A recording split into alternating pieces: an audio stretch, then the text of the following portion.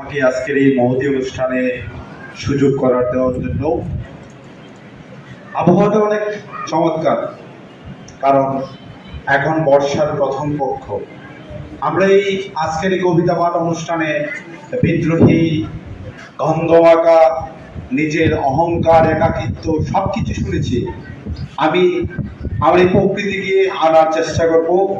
আজকের অনুষ্ঠানের মান্যবর সভাপতি কবি অমৃত ফরহাদের অনুরোধে আজকে আপনাদের সামনে আসা, আর আমার স্বরচিত কবিতা এই বর্ষার প্রথম পক্ষকে আমন্ত্রণ জানিয়ে আমি শুরু করছি আমার স্বরচিত কবিতা বর্ষাবরণ।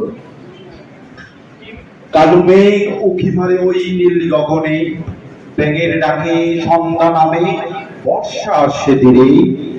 কালো মেঘ বৃষ্টি হয়ে নামে ধরণীর তরে, মুছে যাক তাপ, ঘুচে যাক অনুতাপ।